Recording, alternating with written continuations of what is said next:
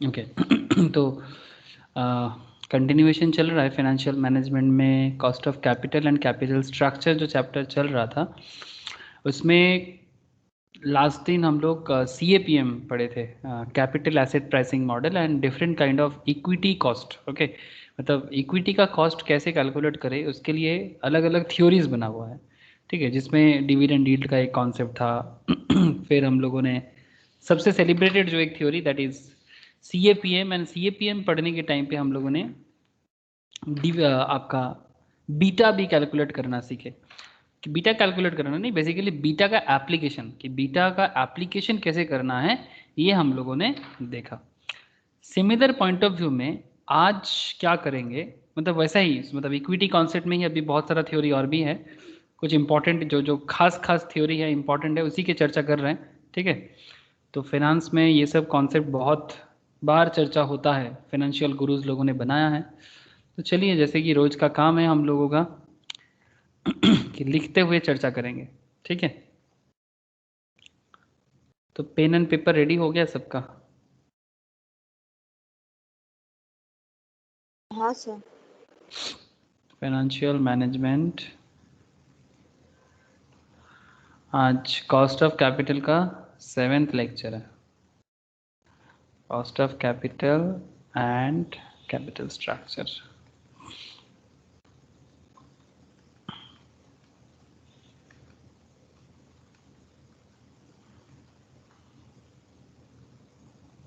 ठीक है तो CAPM मॉडल तो कल हो गया था, आज चर्चा करेंगे। आप पॉइंट कीजिए। एक होमवर्क भी था, कितना आंसर आया, किसी ने ट्राई किया? CAPM model, 9%। हाँ थैंक यू।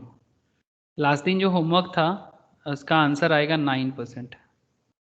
मैं और सॉल्व नहीं कर रहा हूँ बिकॉज इजी था, जिन्होंने भी लास्ट क्लास किया है आराम से कर सकता है। बेसिकली ऐसे एज पर CAPM, मैं एक बार फटाफट दिखा दे रहा हूँ, छोटा क्वेश्चन था। As per CAPM required rate of return equals to, मतलब RE equals to RF plus RM minus RF into beta, ठीक है तो RF रिस्क फ्री है 5, और रिस्क मार्केट रिस्क है आपका, क्वेश्चन में गिवन था 7, एंड रिस्क फ्री जो है वो भी गिवन था, यील्ड ऑन गवर्नमेंट सिक्योरिटीज 5, तो 7 माइनस 5 ना, इंटू बीटा कितना था 2, तो 2 प्लस 7, तो 7 इंटू क्या हो गया मेरा, कुछ गड़बड़ कर दिया क्या मैंने? देखिएगा ना, 5 प्लस 2 इंटू 2, 2 इंटू 2 4 प्लस ओ 5 9। सॉरी हाँ हाँ, 2 इंटू 2 4 है, 5 प्लस 4 9, सॉरी ठीक ही किया मैंने। 5 प्लस 4 इक्वल्स टू 9%, सॉरी 9%। तो ये बेसिकली कॉस्ट ऑफ इक्विटी हो जाएगा, required rate of return as per CAPM इस पर्टिकुलर जो इक्विटी था इसके लिए हो जाना चाहिए एज पर CAPM, ठीक है, इजी था। आज का टॉपिक लिख लीजिए, हेडिंग कर लीजिए dividend discount model. Dividend discount model प्यार से कहा जाता है, अच्छा ये पॉइंट D होगा, जैसे चर्चा हम लोग ABCD करके हम लोग डिस्कशंस कर रहे हैं, ठीक है, उसके हिसाब से जैसे CAPM को हम लोगों ने पॉइंट नंबर C लिखा था, ठीक है, इसी एंगल से चल रहा है। CAPM पॉइंट नंबर C था, तो ये पॉइंट नंबर D होगा एज पर नोट्स, ओके, जैसे लिख रहे हैं हम लोग। तो ये DDM dividend discount model. Here dividend discount model में क्या होता है, हियर वी सेट 2 टारगेट। बड़ा इंटरेस्टिंग है, डिविडेंड को देखते हुए चलना है।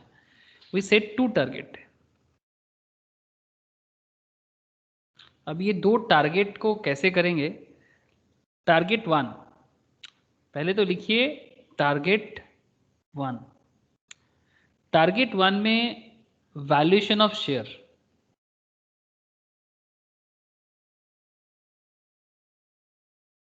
Interesting, valuation of share, and target 2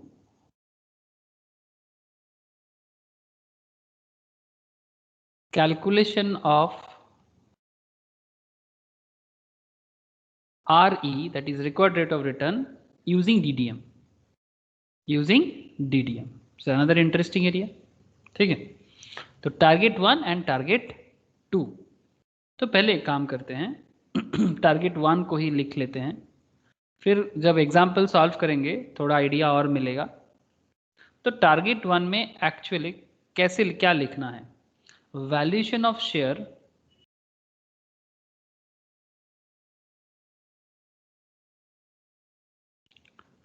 using DDM, dividend discount model. Okay, dividend discount model. इसका सिस्टम है point A, as per DDM,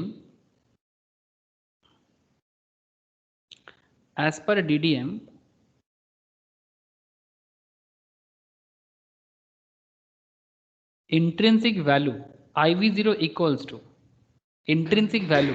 इसका मतलब आप लोग जानते हैं, IV मतलब इंट्रिंसिक वैल्यू. ठीक है, इंट्रिंसिक मतलब एक्चुअल. ओके, इंट्रिंसिक वैल्यू, ये बॉन्ड में भी मैंने बताया था.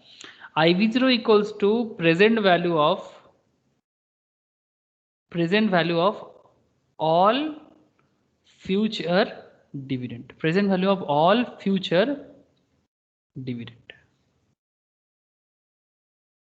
Present value of all future dividend, that is मतलब जितना फ्यूचर में हमें डिविडेंड मिलेगा कंपनी से, उसको अगर हम लोग प्रेजेंट वैल्यू में ट्रांसफर कर दे तो फिर हमें इंट्रिंसिक वैल्यू जरूर मिल सकता है, because dividend is part of profit.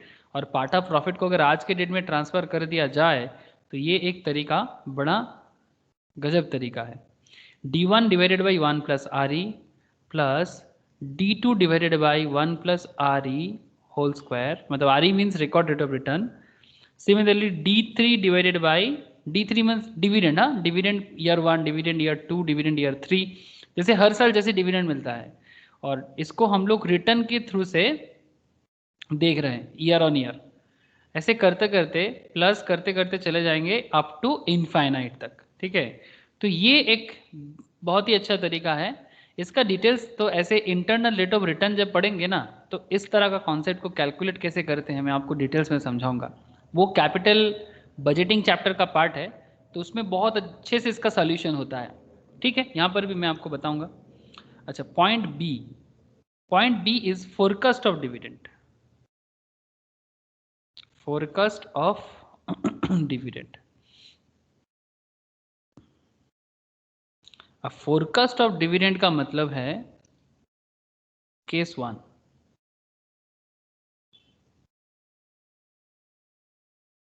Case 1, no growth firm.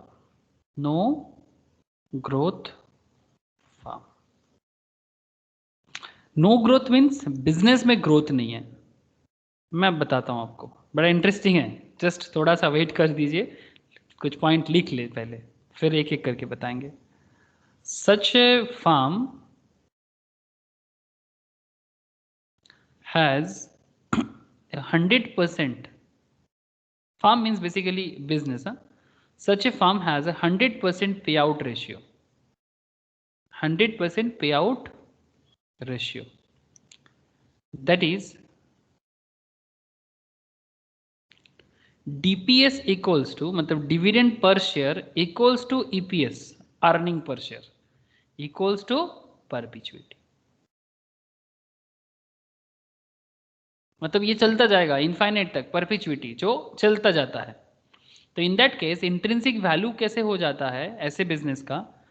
No growth firm है, मतलब बिजनेस में कोई ग्रोथ नहीं है, और 100% पे आउट रेशियो. बिकॉज अगर फार्म में ग्रोथ नहीं है तो क्या पैसा जमा के रखना सही बात होगा? मतलब अगर आप कुछ ना करो, कम से कम इन्वेस्टर को डिविडेंड तो दे दो. जैसे आप लोगों को याद होगा स्टॉक मार्केट में तब बेसिक के साथ हम लोग एक कॉम्बाइन करके फंडामेंटल भी करते थे, मतलब केस स्टडीज करते थे. तो उसमें हम लोग ITC के बारे में चर्चा किए थे किसी को भी अगर याद है, बिकॉज आप लोग करते थे तो मुझे याद है, उसमें आईटीसी का केस स्टडीज करने के टाइम पे हम लोगों ने देखा था कि on that time particularly cigarette companies के ऊपर एक प्रॉब्लम था और आईटीसी का बिजनेस का फ्यूचर को लेके काफ़ी एक डिलेमा था कि बिजनेस में फ्यूचर ग्रोथ एज सच कुछ नहीं है, बिकॉज गवर्नमेंट का काफ़ी सारा रूल्स रेगुलेशंस आ गया है। मतलब एडवर्टाइजमेंट भी करना है, वो भी सतर्कीकरण के साथ, मतलब बहुत सारा कॉशन के साथ। आप खुलेआम सिगरेट का एडवर्टाइजमेंट नहीं दे सकते, टीवी में ऐड नहीं कर सकते, मतलब पॉजिटिव एडवर्टाइजमेंट नहीं कर सकते, ऐसा कुछ कॉन्सेप्ट आया था। और साथ में सिगरेट बिजनेस या जो भी बिजनेस उनका जो है उसमें काफ़ी ग्रोथ कम दिख रहा था। फिर आईटीसी ने मसाला बिजनेस में भी आया, उसमें भी एज सच ग्रोथ, मतलब बाकी कॉम्पिटिटर भी बहुत सारा है, लोकल मार्केट, लोकल कॉम्पिटिटर बहुत है जो स्टॉक मार्केट में भी नहीं है।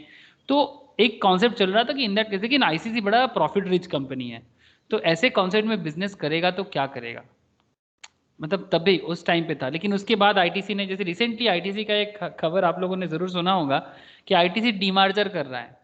मतलब आईटीसी का जो अलग अलग बिजनेस सेगमेंट है, कंपनी क्या कर रहा है, हर एक बिजनेस को डीमार्ज कर रहा है। मतलब जैसे होटल को अलग कर रहा है, स्टेशनरी एंड जो बोर्ड्स एंड पेपर पैकेजिंग है ना उसको अलग कर रहा है, मसाला को अलग कर देगा, सिगरेट टोबैको को अलग कर देगा। खबर है आप लोगों के पास इसका, डीमार्जर का खबर मिला है क्या?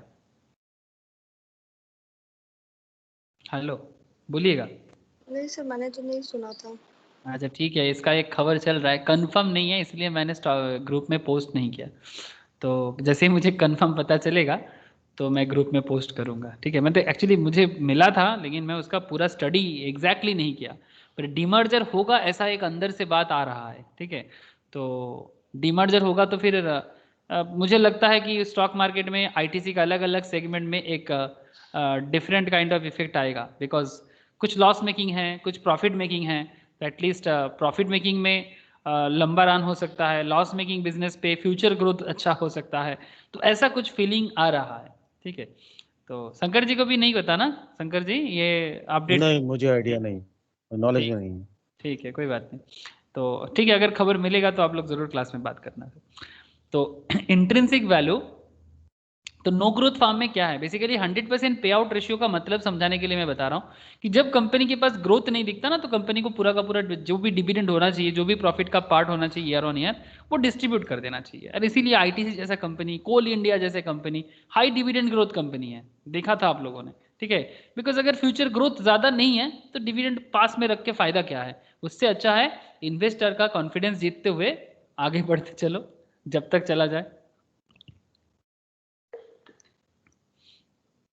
तो डिविडेंड डिस्काउंट मॉडल हम लोगों को बहुत कुछ सिखाने वाला है। तो no growth firm, such a firm has 100% पे out ratio, that is DPS equals to EPS equals to perpetuity. And IV0 in that case क्या हो जाएगा, मतलब intrinsic value of share, intrinsic value of share हो जाएगा, earning per share जो रहेगा उसको आप रिक्वायर्ड रेट ऑफ रिटर्न से डिवाइड कर दीजिए। Intrinsic value earning per share से डिवाइडेड कर दीजिए रिकॉर्ड रेट ऑफ रिटर्न को, अगर आप रिकॉर्ड रेट ऑफ रिटर्न आपको पता चल जाए तो। और डीपीएस मतलब इस केस में dividend per share, earning per share and perpetuity equal हो जाता है। मतलब बेसिकली ईपीएस और डीपीएस में ज्यादा फर्क नहीं दिखेगा आपको। मनी कंट्रोल में आप जब भी चेक करें, आपको कोई भी कंपनी का, मैं अभी थोड़ा डिटेल्स में नहीं जाऊंगा मनी कंट्रोल में, मैं इसलिए इतना कहना चाहूंगा, आप देखिएगा कंपनी का डीपीएस भी रहता है, कंपनी का ईपीएस भी रहता है, ठीक है। तो नो ग्रोथ के केस में डीपीएस ईपीएस इक्वल हो जाता है, ठीक है। कुछ क्वेश्चंस वगैरह करते वक्त ना हम लोग और ज़्यादा कॉन्सेप्ट बिल्डअप कर पाएंगे, फिर रियल लाइफ पे तरफ भी देखना है, बट पहले थोड़ा कॉन्सेप्ट बिल्ड कर लेते हैं। क्लास वर्क भी पहले ज़रूरी हो जाता है, फिर प्रैक्टिकल वर्क तो करना ही है। अच्छा, एक क्वेश्चन लिखिए, example.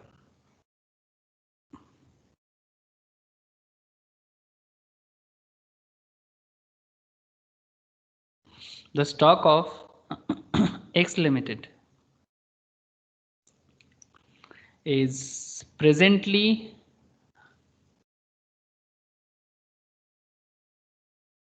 trading at 180. The firm is a no growth firm. The firm is a no growth firm. The stock of X Limited is presently trading at 180. The firm is a no growth firm with 100% payout ratio. Basically profit distribute कर देता है. It reported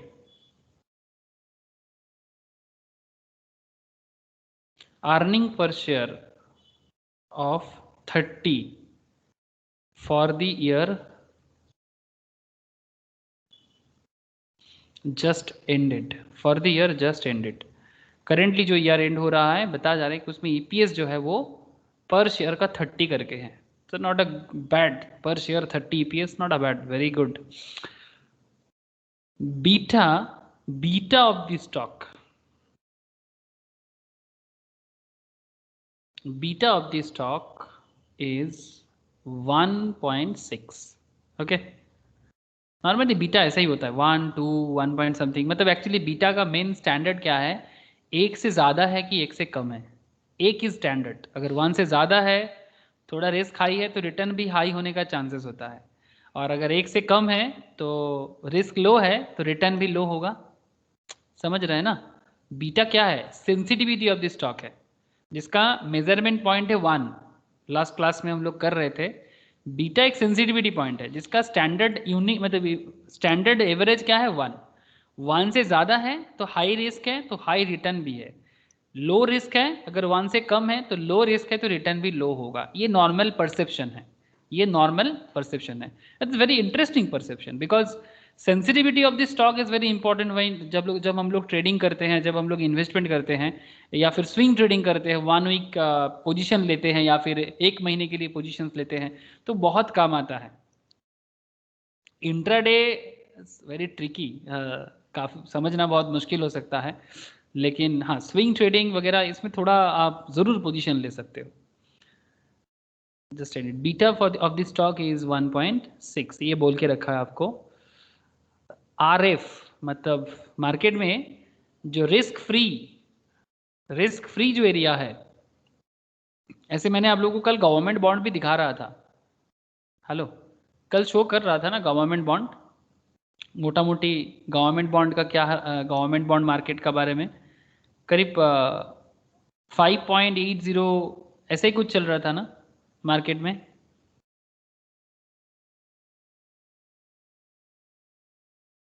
reserve bank of India 2.50% के interest पे चल रहा है. ठीक है, मैं आपको फिर से बाद में शो करता हूँ. ठीक है, करेंटली तो पढ़ लेते हैं. तो RF जो है वो मोटा मोटी ऐसा ही होता है 5%, 4.5, 5, 5.5 काइंड ऑफ. तो RF is 5% and market risk premium. Market का जो रिस्क प्रीमियम है जो यहाँ पर कैलकुलेट करके बोला जा रहा है कि market risk premium is also 5%. मतलब अगर आप रिस्क लेते हो तो उसके लिए आपको कम से कम 5% तो मार्केट के लिए होना ही चाहिए. जहां पर रिस्क है उसके लिए तो आप एक्स्ट्रा 5% मांग लो. ठीक है, रिस्क है तो फिर एक्स्ट्रा 5% मांग लो. 5%. Find out the intrinsic value of the share and give your investment advice.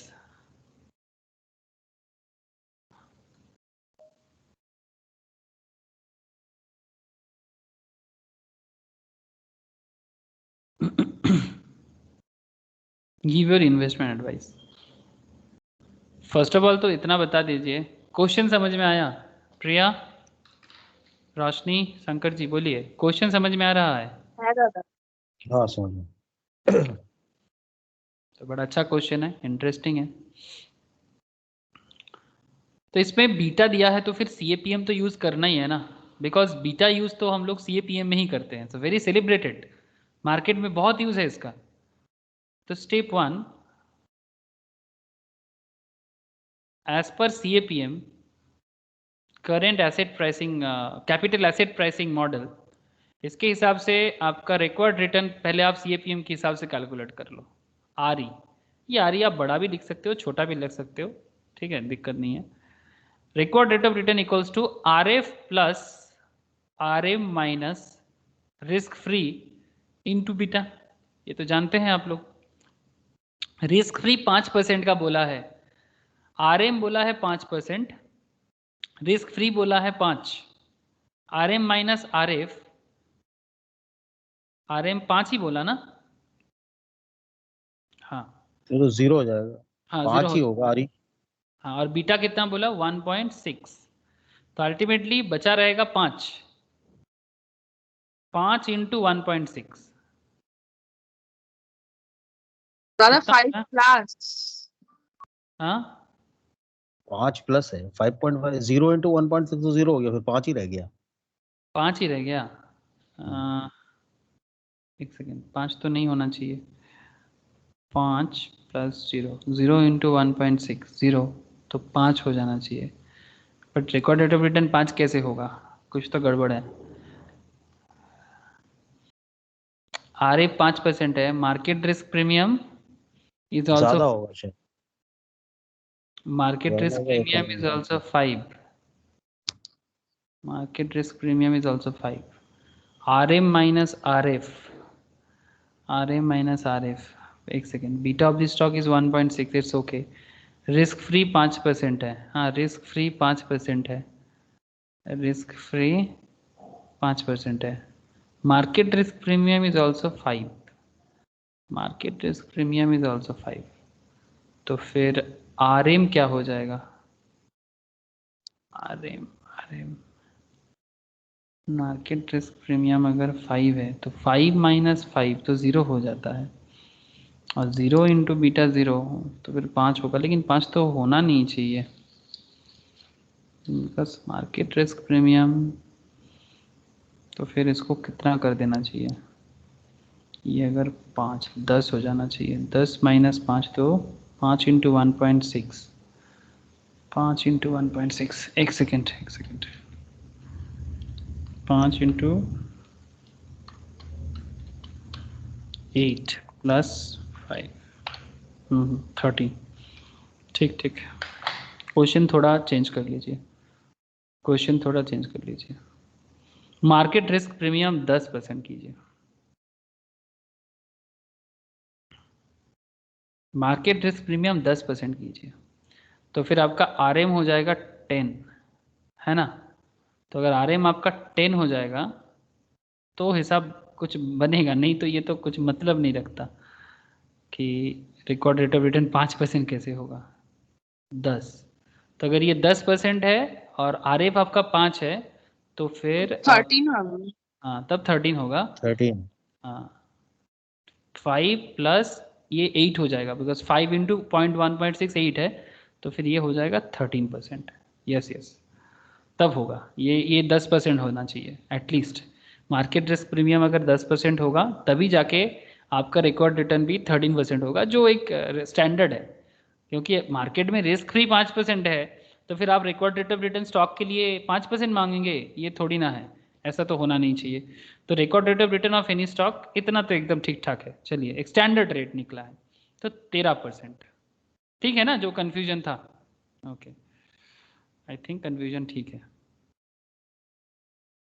Okay, तो अब इसमें क्या कर देना चाहिए, स्टेप 2, तो स्टेप 2 कीजिए, for no growth, for no growth firm, जैसे कि हम लोगों को पता है कि ये जो फार्म है ये नो ग्रोथ फार्म है, नो ग्रोथ फार्म का IV0 क्या होता है, intrinsic value, earning per share divided by record rate of return, तो हमें तो पता चल गया ना रिकॉर्ड रेट ऑफ रिटर्न, और अर्निंग पर शेयर तो क्वेश्चन में गिवन था, अर्निंग पर शेयर तो क्वेश्चन का 30 बोल के रखा है, 30 तो EPS is 30 and record rate of return 13, तो 30 डिवाइडेड बाई 13% है, तो हम लोग बोल सकते हैं डायरेक्टली 0.13, इसको 0.13 में कन्वर्ट कर देना चाहिए, बिकॉज ऐसे डिवाइडेशन में पॉइंट का काम अच्छा होता है। तो इन दैट केस इंट्रिंसिक वैल्यू निकल जाएगा, तो फिर परसेंटेज हट गया, तो 30 डिवाइडेड बाई 0.13 कितना हो जाएगा, देखिए तो एक बार, 230.77। ठीक है, तो ये आ जा रहा है स्टॉक का इंट्रिंसिक वैल्यू, ठीक है, पर्टिकुलर स्टॉक का इंट्रिंसिक वैल्यू। तो क्या इन्वेस्ट करेंगे इस स्टॉक में?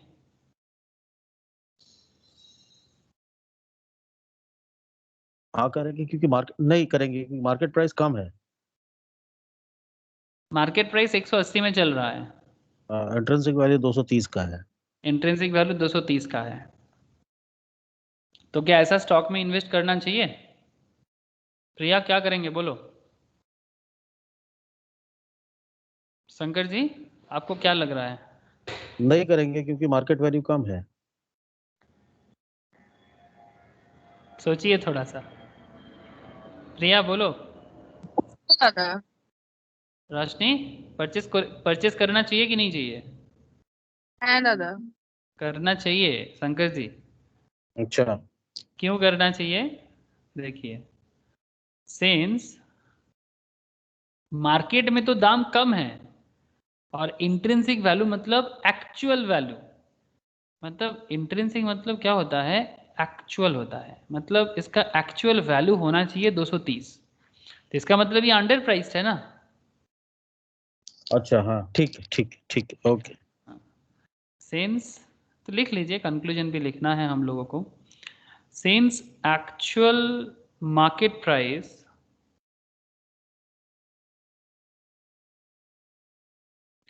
that is P0 equals to 180 is less than IV0, is less than IV0, the stock is underpriced, जरूरत से कम दाम चल रहा है, तो ऐसा अंडर प्राइस स्टॉक चूज करना ही चैलेंज होता है रियल लाइफ में, एंड शुड बी परचेस्ड। ये एक्सपीरियंस के साथ साथ आएगा, एनालिसिस करना है, रिसर्च करना है, should be purchased, data find out करना है। अगर आप लोग इस तरह से कर सकते हैं, ये तो बेसिक फाइनेंस चल रहा है, इसके बाद एडवांस लेवल में और लेकिन ये बेसिक के साथ साथ एडवांस भी है, बट जितना आप अपने आप को, मतलब क्या बोलते हैं ना, वो धार देना होता है ना, जितना घसते जाएंगे ना उतना ज़्यादा आपको अंदर से नॉलेज बिल्ड होता जाएगा। तो चलो चलिए ठीक है, ये डीडीएम मॉडल में नो ग्रोथ फार्म के लिए एक बढ़िया क्वेश्चन था, ठीक है। तो चलिए नो ग्रोथ फार्म के ऊपर कुछ और क्वेश्चंस भी कर लेते हैं, क्योंकि नो ग्रोथ फार्म पे अभी बात चल रहा है, ग्रोथ फार्म बाद में आएंगे, don't worry. Growth firm, no growth firm, dividend के कॉन्सेप्ट में, हाँ डिविडेंड के कॉन्सेप्ट पे। अच्छा, द स्टॉक ऑफ, एग्जाम्पल लिखिए, example 2, the stock of X limited, stock of X Limited, stock of X Limited is presently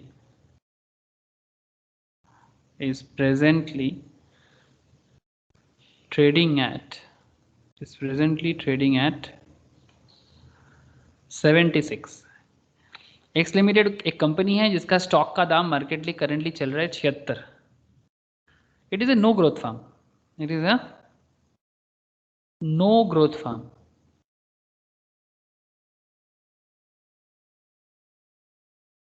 with तो no growth होने से क्या होता है ना, कंपनी जो भी प्रॉफिट करेगा 100% पे कर देगा, विथ 100%। ये नियम है डिविडेंड पॉलिसी में, ये चीज़ मैंने पढ़ा था, जिन्होंने डिविडेंड पॉलिसी किया था उस टाइम पे, आई थिंक याद होगा, उसमें हम लोगों ने मॉडिगिलन मिलर अप्रोच, गॉर्डन अप्रोच, याद है शंकर जी? थोड़ा थोड़ा मिलर, हाँ थोड़ा थोड़ा। गॉर्डन, थोड़ा थोड़ा याद होगा, ठीक है, मैं फिर से रिवाइज कराऊंगा, बहुत लोग का भी हुआ भी नहीं है। तो it is a no growth firm with 100% पे आउट रेशियो।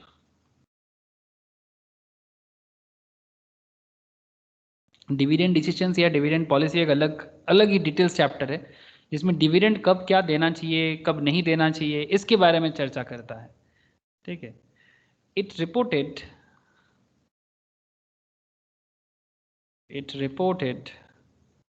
इन ईपीएस के रिपोर्ट फाइनेंशियल स्टेटमेंट से पता चला ऑफ 8 अर्निंग पर शेयर 8 है for the year just ended, for the year just ended. It has been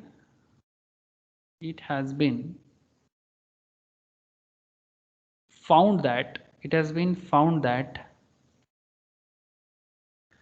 when the market changes by 10%, market means Sensex, Nifty, etc. When market changes by 10%, the stock, ये देखना पड़ता है, ये भी technical analysis के साथ भी इस कॉन्सेप्ट को आप लोग सोच सकते हैं, मतलब it's a fundamentally technical concept. Market changes ये देखा जाता है, मतलब 10% स्टॉक चेंज होने पे, मार्केट चेंज होने पे द स्टॉक चेंजेस बाय, मतलब स्टॉक जो होता है ना, जो पर्टिकुलर स्टॉक हम लोग यहाँ पर चूज कर रहे हैं, मार्केट 10% चेंज होने पे ये पर्टिकुलर स्टॉक 25% चेंज होता है, 25% काइंड ऑफ ऐसा कुछ। जैसे जस्ट जाइए गूगल में लिखिए निफ्टी 50, ओके, तो निफ्टी 50 सर्च कीजिए, निफ्टी 50 में सर्च करके आज जैसे मार्केट देखिए 1.79% में क्या हुआ है, मार्केट चेंज हुआ है, ठीक है, नेगेटिव चेंज है, 265.35 पॉइंट में मार्केट आज डाउन गया, लास्ट दिन अप गया था, ठीक है। तो आज जब मार्केट चेंज तो है बट नेगेटिव चेंज है। एक चीज़ हमेशा ख्याल कीजिएगा, जब भी आप मार्केट का चेंजेस ख्याल करते हैं ना, ऑब्जर्व करते हैं, दिस इज की करेंट निफ्टी 50, इसमें निफ्टी 50 में हाईएस्ट वेटेज आज के डेट में है सिप्ला, मतलब वेटेज मीन्स आज के डेट में चेंजेस के कारण पॉजिटिव किसका किसका है, मतलब निफ्टी 50 के अंदर पॉजिटिव, मतलब वेटेज नहीं, पॉजिटिव कौन कौन है। आज पॉजिटिव रहा है सिप्ला, आज पॉजिटिव रहा है एशियन पेंट्स, आज पॉजिटिव रहा है पावर ग्रिड, ये 3 कंपनी पॉजिटिव रहा है। क्या आप देख सकते हैं, क्या आप लोगों को दिखाई दे रहा है? हाँ दिखाई दे रहा है ना? yes, ये 3 कंपनी निफ्टी 50 में आज के डेट में पॉजिटिव है, बाकी सारा का सारा देखिए सब रेड है, सारा का सारा रेड है, ठीक है। तो आप जो भी स्टॉक, पर्टिकुलर जो भी स्टॉक आप दिमाग में सोचते हैं या फिर जिसके बारे में आप सर्वे या रिसर्च कर रहे हैं, आप आराम से देख सकते हैं कि मार्केट में परसेंटेज चेंज कितना, ठीक है, उसके हिसाब से कंपनी का परसेंटेज चेंज कितना। तो आपको यहाँ पर परसेंटेज चेंज का डेटा भी मिल जाएगा, ये देखिए चेंज, परसेंटेज चेंज, ठीक है। मार्केट चेंज कितना हुआ है, just look here, Nifty change हुआ है नेगेटिव 1.79 पे, ठीक है। तो इसके ऊपर डिपेंड करके, अच्छा Cipla, Asian paints, power grid opposite direction में चेंजेस हुआ है, वो अलग रीजन है, मार्केट में कुछ भी हो सकता है। लेकिन अगर आप नेगेटिव के साथ नेगेटिव को ही देखें तो इसके 1.79 नेगेटिव के कारण डीवीज लैब, सान फार्मा, एचडीएफसी बैंक 1.27 नेगेटिव हुआ है, श्री सीमेंट 1.67 नेगेटिव चेंज हुआ है। तो मार्केट चेंजेस के साथ साथ आपका स्टॉक में क्या चेंजेस आ रहा है, ये एक वाइटल इंफॉर्मेशन है, ठीक है। आप इस तरह से रिसर्च कर सकते हैं, बार बार चेक कर सकते हैं ट्रेडिंग लेने के पहले या फिर स्टॉक चूज करने से पहले। 30% का चेंज भी आप देख सकते हैं, ठीक है, जैसे यहाँ पर आपको डेटा मिलेगा 365 days percentage change, Nifty positive में 91.18% चेंजेस हुआ है। तो निफ्टी के अंदर निफ्टी 91 है लेकिन सिप्ला 110% चेंजेस हुआ है, ठीक है। इस तरह से आपको देखिए 365 दिन में किसका कितना परसेंटेज चेंजेस हुआ है वो डेटा भी आपको मिलेगा, ठीक है। तो it's a very interesting information, you can use this 52 week high, 52 week low, 365 days change, 1 day change, आप आराम से इसको यूज कर सकते हो, इसको एनालाइज कर सकते हो, ठीक है। ठीक है ना, समझ में आ रहा है ना शंकर जी, समझ में आ रहा है ना? हाँ yes. R F equals to, अच्छा आर एफ हमेशा क्यों सोचना पड़ता है, बिकॉज हम लोग स्टॉक मार्केट में रिस्क लेते हैं, तो रिस्क लेके अगर पैसा उठाना है तो उतना पैसा तो उठा ही लेना चाहिए जितना फ्री मार्केट से, मतलब रिस्क फ्री मार्केट से मिल जाएगा। तो अगर market risk free market like bank FD, government securities जो फ्री है, मतलब मार्केट जो जहां पर रिस्क फ्री है, ठीक है, फ्री मतलब रिस्क फ्री, उतना रिटर्न तो कमा ही लेना चाहिए हमें। नहीं तो हम फालतू में इतना रिस्क उठा के दिमाग खराब करके क्यों इतना पैसा कैपिटल को रिस्क में डालेंगे, ठीक है। तो रिस्क फ्री है 6%, और R M minus R F, ठीक है, market risk premium minus R F मतलब रिस्क फ्री, ये डेटा आपको दे दिया। मार्केट माइनस आर एफ ये आपको बोल के रखा है 8%, ठीक है। R M minus R F आपको बोल के रखा है 8%। Now question is that you find out the intrinsic value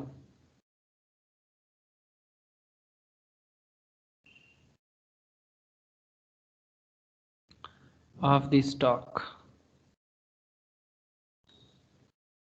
and give your investment advice.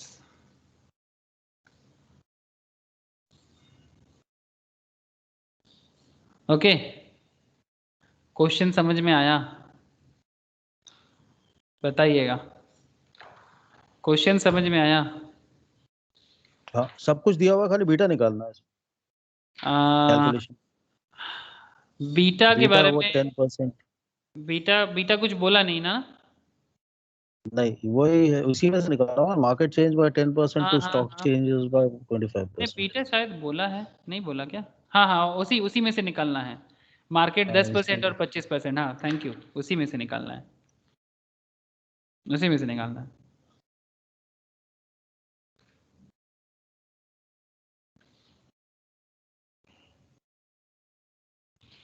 प्रिया का आवाज नहीं मिल रहा है। रोशनी, प्रिया समझ में आ रहा है कि नहीं आ रहा है आप लोगों को?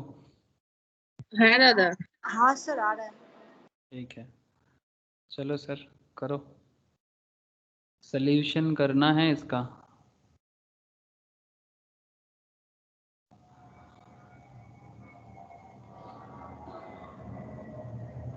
धीरे धीरे प्रैक्टिस अपना बढ़ाओगे और फिनांस में अगर और चर्चा बढ़ाते जाओगे ना, फिनेंशियल नॉलेज अगर और डेवलप करते जाओगे इसी तरह से, तो सीरियसली फिनेंशियल एडवाइज़र बनने में देरी नहीं है, ठीक है।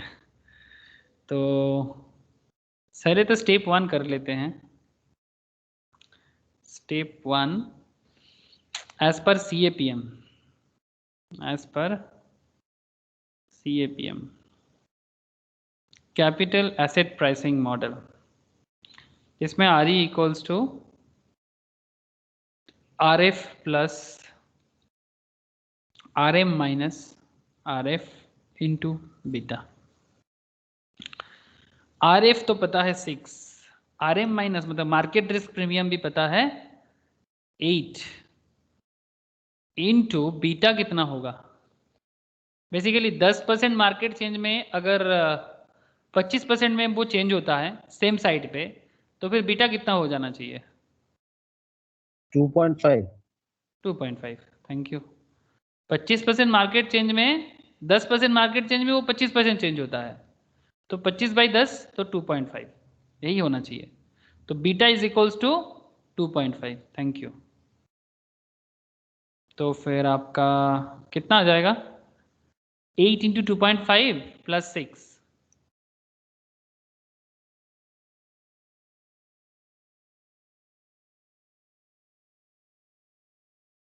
कितना हो जा रहा है? 26%। 26%। ओके, तो ये हो गया आपका RE, required rate of return of this stock. तो मिनिमम इतना रिटर्न आपको इस पर्टिकुलर स्टॉक से कमा लेना चाहिए। स्टेप 2 में क्या करना चाहिए? नो ग्रोथ फार्म है, for no growth firm, okay, no growth firm, growth नहीं है फार्म का, प्रॉफिट है बट बिजनेस में ग्रोथ नहीं है। Intrinsic value equals to EPS divided by RE। You know your EPS, EPS 8 है ना?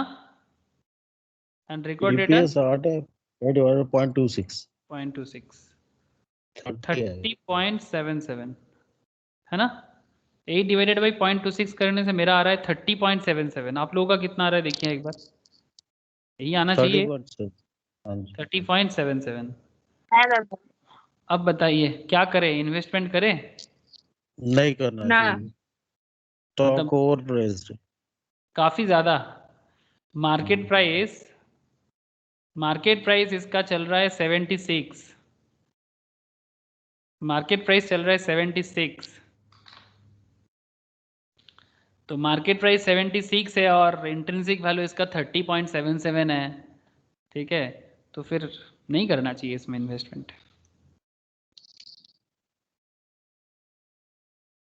जैसे रिसेंटली एनालिस्ट ने डिटेल्स बताया, वो आपका एक कंपनी स्टॉक मार्केट में लिस्टेड हुआ, अभी प्रोसेस चल रहा है, मतलब अलॉट पे एप्लीकेशन कंप्लीट हो गया।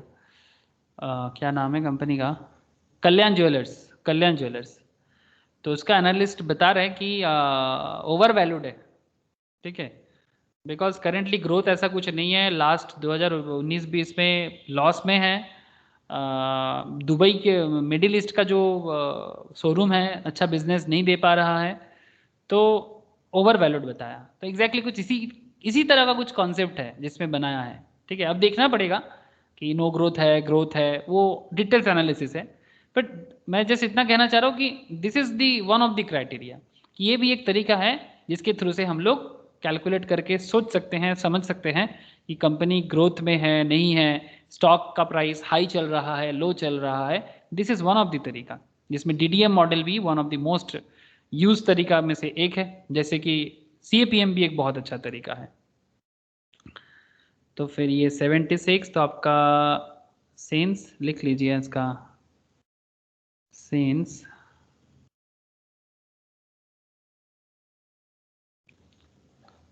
the actual market price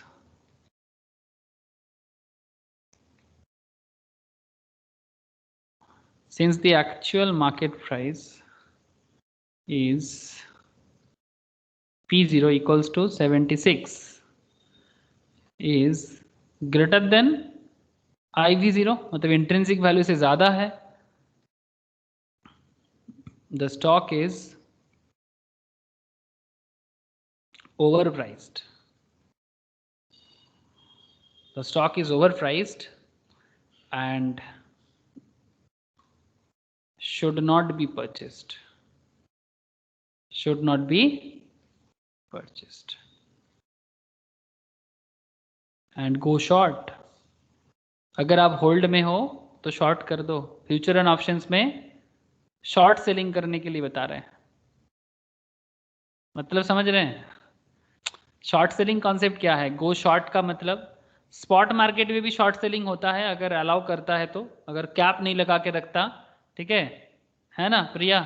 प्रिया तो शॉर्ट सेलिंग करते हो, मुझे पता है, रोशनी भी करती है। हाँ, शॉर्ट सेलिंग कब करते हैं हम है लोग? दादा।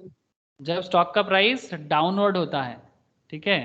तो ये भी एक पॉपुलर तरीका है अर्निंग करने का, बट हाँ थोड़ा रिस्की है। बट फ्यूचर एंड ऑप्शंस जो है, फ्यूचर एंड ऑप्शंस में आप आराम से कर सकते हो, वहाँ पर फुल्ली अलाउड है, मतलब हमेशा कोई प्रॉब्लम नहीं होता।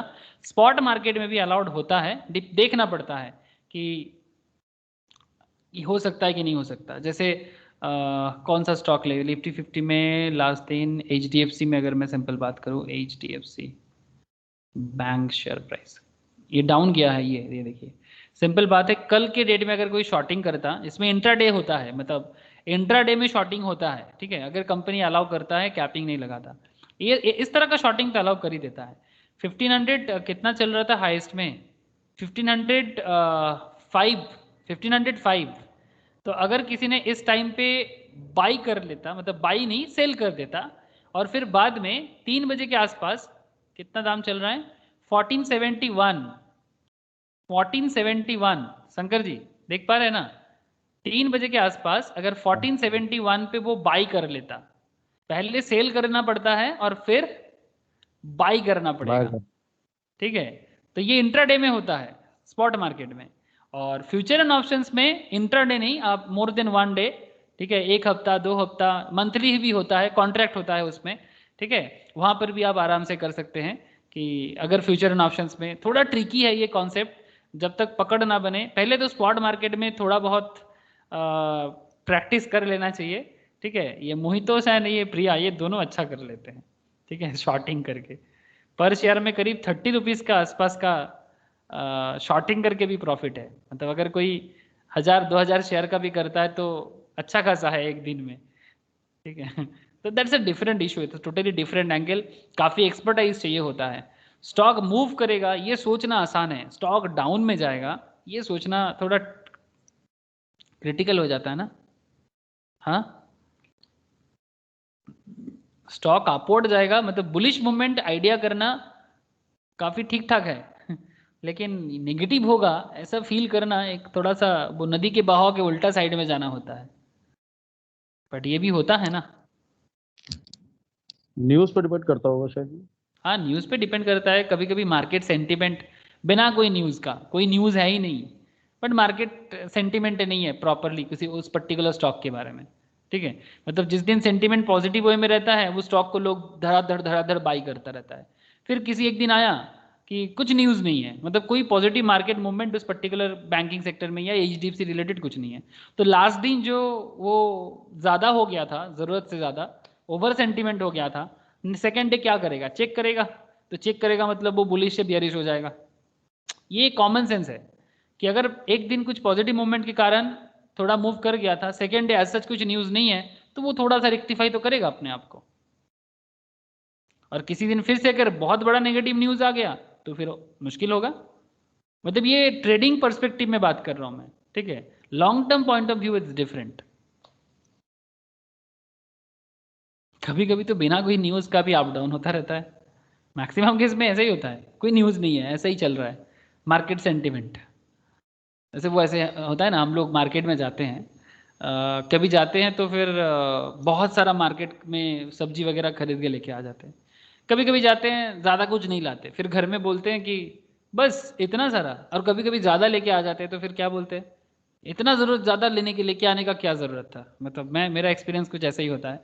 तो मैं जब ज़रूरत से ज़्यादा लेके आ जाता हूँ तो मुझे थोड़ा चिंता होता है, क्योंकि एग्जैक्टली सिर्फ लाने से नहीं होगा, उसको बनाना भी पड़ेगा, फिर उसके पीछे एक्सपेंस भी है, नष्ट होगा तो वो खराब लगता है, obviously not good for the गृहस्थी तो एग्जैक्टली कभी कभी इमोशंस के बेसिस पे हम लोग ज़्यादा शॉपिंग मतलब बेसिक मार्केट करके ला देते हैं, कभी कभी करते ही नहीं है, नहीं नहीं अभी ज़रूरत नहीं है।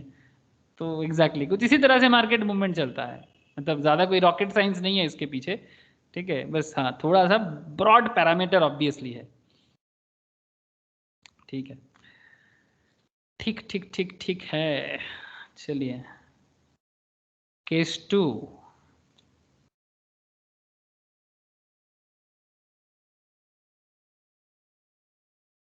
केस 2, अच्छा, नो ग्रोथ तो समझ में आया, अब थोड़ा कांस्टेंट ग्रोथ भी देख ले। कांस्टेंट ग्रोथ, ग्रोथ है बट थोड़ा कॉन्स्टेंटली है, थोड़ा डिफरेंट है। Constant growth DDM, in this case the firm is expected to pay a dividend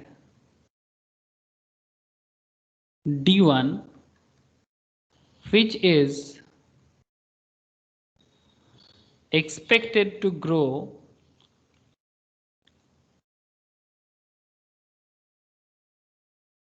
at a constant rate। मतलब ग्रोथ है बट कांस्टेंट ग्रोथ है, मतलब एक कांस्टेंट रेट पे ग्रो है, मल्टीपल ग्रोथ पे नहीं। मल्टीपल ग्रोथ अलग होता है और कांस्टेंट ग्रोथ अलग होता है। कांस्टेंट रेट पे ग्रोथ करेगा, that is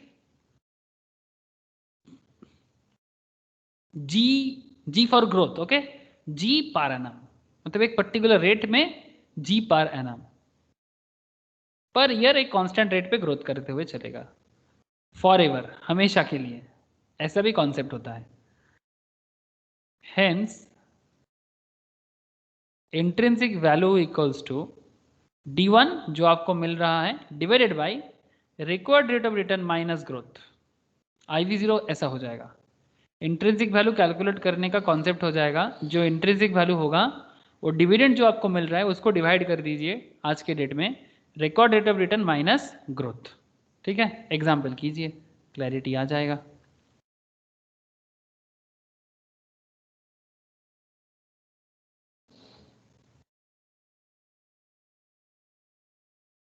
X Limited expected to pay a dividend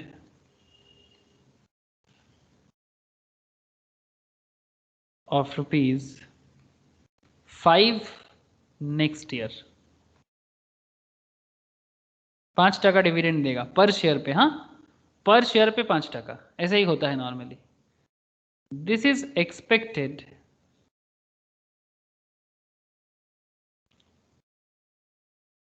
to grow at 4% per annum for ever, हमेशा के लिए।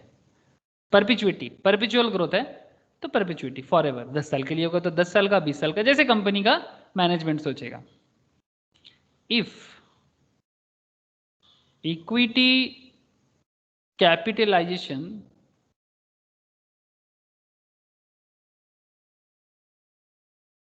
rate is 14% per annum। दादा इक्विटी कितना? Equity capitalisation rate is 14% per annum। Find out the intrinsic value of the stock and give your investment advice।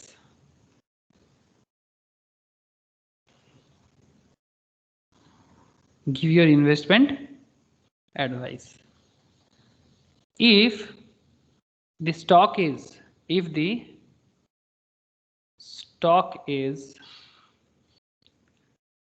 presently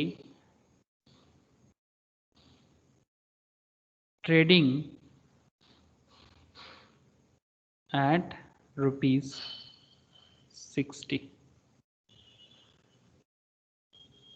First of all, tell me question understand हो रहा है या no, फिर मैं solutions की तरफ आगे बढ़ूंगा।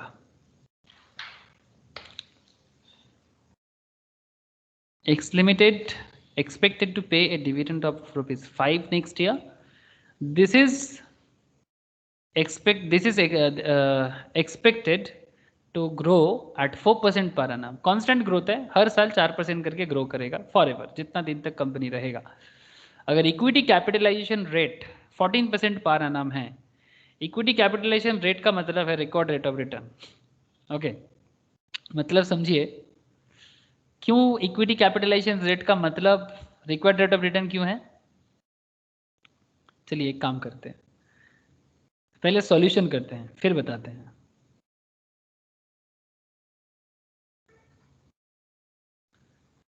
क्यों रिक्वायर्ड रेट ऑफ रिटर्न माना जा रहा है इसको। Under constant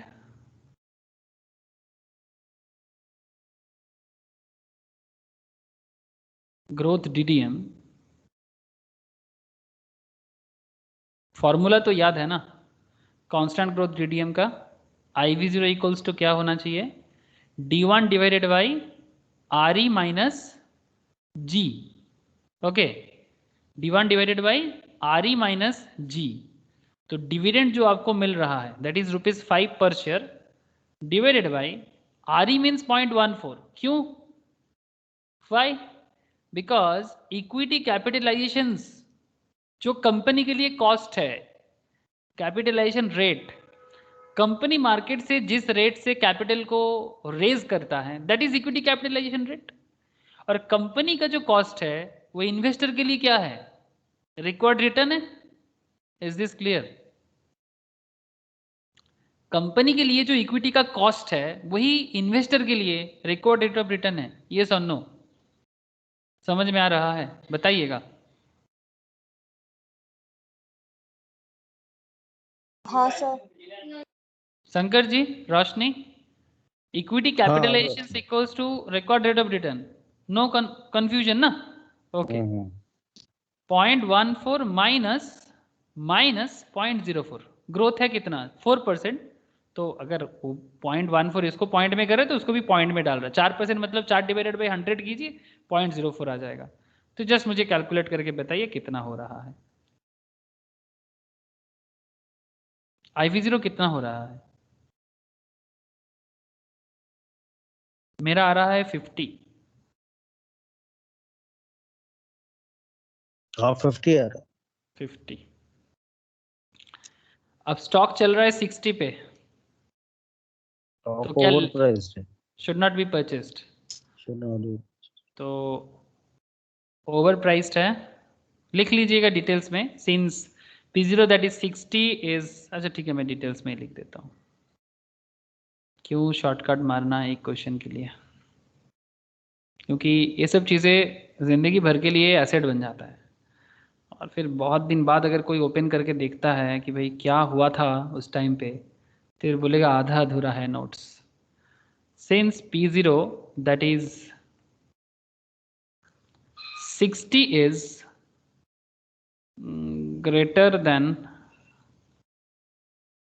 IV0, the stock is overpriced. The stock is overpriced and should not be purchased. Should not be purchased. ये एक पॉइंट ऑफ व्यू है कि इस स्टॉक को लेना चाहिए और नहीं लेना चाहिए। और एक एग्जांपल लिखिए तो,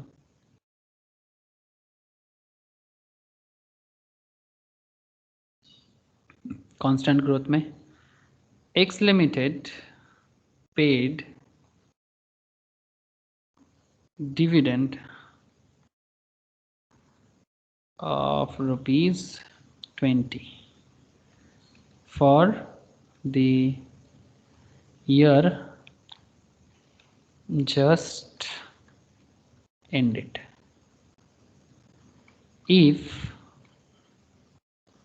sustainable growth rate point to be noted, sustainable growth rate is 6% per annum forever, and equity capitalisation rate. तो ये रेट कहीं भी अगर आपको दिख जाए तो don't be confused with this मतलब words. Equity capitalisation rate is 18%। Okay, तो जस्ट पूछा आपको find out IV0 and give your advice. I think ये हो जाएगा, थोड़ा मुझे सॉल्व करके बताइए, मैं वेट कर रहा हूँ।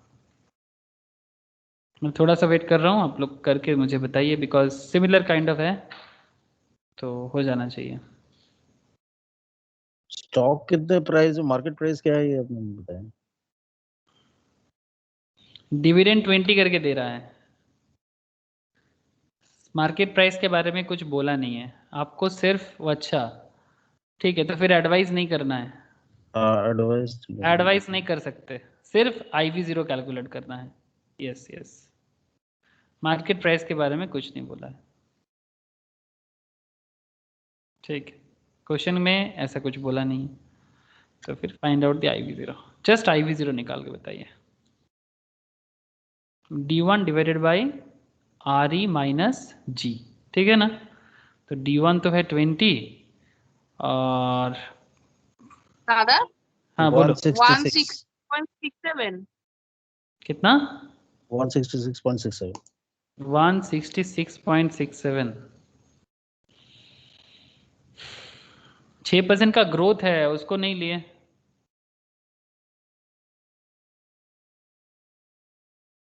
हाँ तो 0.18 माइनस 0.06 किया। हाँ लेकिन ग्रोथ भी तो है, सस्टेनेबल ग्रोथ रेट। पहला वाला क्वेश्चन में सस्टेनेबल ग्रोथ रेट नहीं था। एक्सपेक्टेड टू ग्रो एट 4% था पहले वाले में।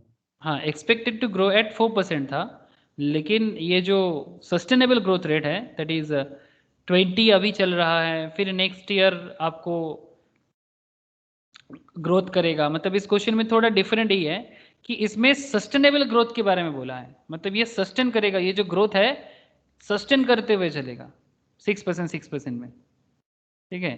तो ये D1 जो है इसका वैल्यू, मतलब यहाँ पर थोड़ा सा बात को समझिए। X Limited paid dividend for ₹20 for the year just ended. If sustainable growth rate is 6% per annum forever and equity capitalization rate is 18%, find out the intrinsic value of the stock. तो ये जो 20 है इस साल में हुआ है, और लास्ट वाला क्वेश्चन जो है, दोनों क्वेश्चन में एक चीज ध्यान में देखिए। X Limited expected to pay a dividend of ₹5 next year. तो दोनों क्वेश्चन में फर्क देखिए। X Limited expected to pay a dividend of ₹5 next year. This is expected to grow at 4% per annum forever. ठीक है, तो नेक्स्ट ईयर के बारे में बोला है। और इस क्वेश्चन में क्या बोला? X Limited paid dividend of ₹20 for the year just ended. If sustainable growth rate is 6% per annum forever and equity capitalization rate is 18%, find out the IV0. तो ये तो ईयर एंड हो गया, मतलब हम लोग नेक्स्ट ईयर का निकाल रहे हैं, लेकिन मुझे नेक्स्ट ईयर में ये डिविडेंड का अमाउंट क्या है ये बोला नहीं है। बस इतना बोला है कि लास्ट ईयर मेरा डिविडेंड 20 था, तो फिर लास्ट ईयर के बाद नेक्स्ट ईयर में मेरा डिविडेंड अमाउंट ऑब्वियसली 20 से थोड़ा ज्यादा होगा। दोनों क्वेश्चन का लैंग्वेज का फर्क देखिए ना। उसमें तो बोला था 20 कि से ज्यादा होगा, मतलब 20 से 6% ज्यादा होगा, 6% हाँ के रेट में पड़ेगा ना। हाँ तो फिर 20 इंटू 6% 1.2 और ऐड हो जाएगा इसमें, 21.2 हो जाएगा क्या? 21.2 हो जाएगा बेसिकली। दादा 176.67 हाँ मतलब ये हो जाएगा 21.2 है ना, डिवाइडेड बाई हो जाएगा 0.12। 2.1 हाँ तो 21.2 डिवाइडेड बाई 0.12।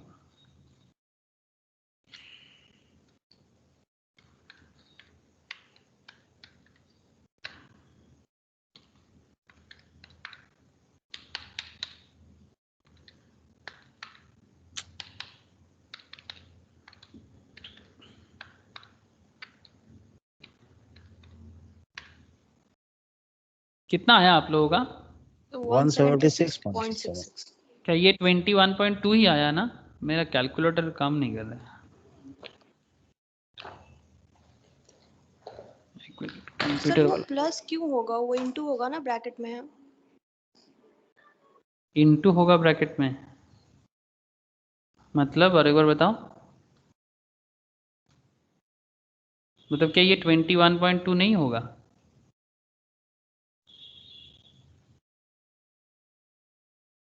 ये 176.667। हाँ तो क्या बता रहे हो आप, और एक बार बताओ क्या दिक्कत है, ये इनटू क्यों होगा? ग्रोथ 20 के साथ पॉइंट, मतलब देखो आप दो तरह से कर सकते हो, मैं तो इसको जस्ट डायरेक्ट 1.06 कर दिया। मतलब कॉन्सेप्ट ऐसा है ना कि अगर 20% है, 20 रुपीज़ चल रहा है, तो इसके साथ 6% ग्रोथ है इसमें, ठीक है। तो 20 का 6% जितना होगा वही ग्रोथ होगा ना आपका, तो 20 इंटू 6% कितना हो जाएगा? 20 इंटू 6% 1.2 1 है ना। तो 20 का 6% 1.2, ठीक है। तो आपको प्लस क्या करना चाहिए 1.2, तो मैं वही किया कि आप मैंने डायरेक्ट 1.06 ऐड कर दिया। मतलब 6% का मतलब क्या है कि 1 टका डालने से 1 टका 06 पैसा। If I invest 1 rupee then I will get back 1.06 rupee. So बस ये तो concept time value of money पे पढ़ पढ़ के हम लोग थक गए थे। ये अगर 6% है तो इसका मतलब 1.06 हो जाएगा। तो बस मैंने वही किया कि 20 के साथ इसको इंटू कर दिया ग्रोथ को समझने के लिए। ये आप लोग इजीली यूज कर सकते हैं, मतलब आपको प्लस करके ऐड करने का जरूरत नहीं है, बाकी आपको जैसे समझ में आ जाए आप वैसे कर सकते हैं।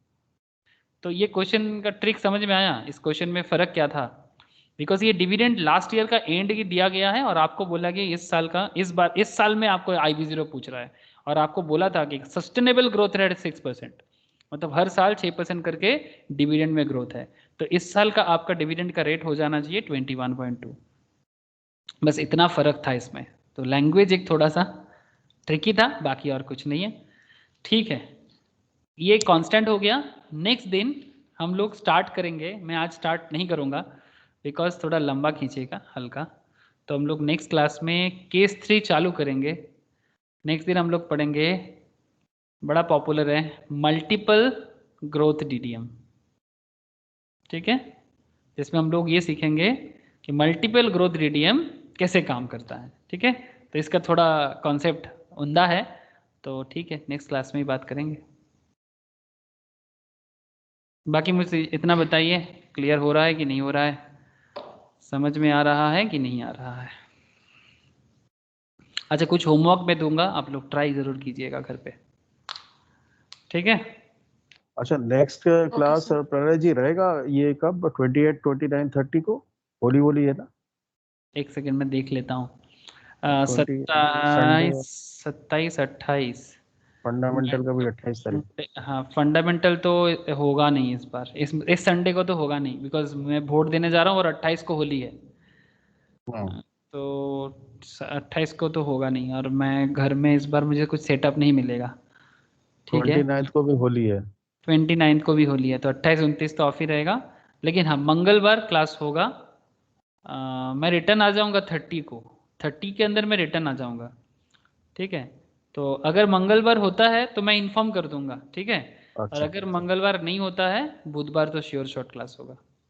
ठीक है, ठीक। अगर मैं इन्फॉर्म कर दूंगा। अगर मैं कोलकाता, मेरा तो उम्मीद यही है कि मैं 26 को जा रहा हूँ, मैं मंडे तक आ जाने का पूरा कोशिश करूंगा। अगर बाई चांस मैं मंडे नहीं आ पाया तो ट्यूसडे को आऊँगा, तो मैं आके इन्फॉर्म करूंगा कि क्लास होगा कि नहीं होगा।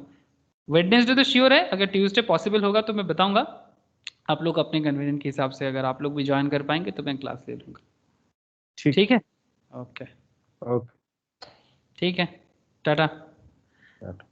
রাখছি দাদা। Okay tata, bye sir. Okay bye प्रिया।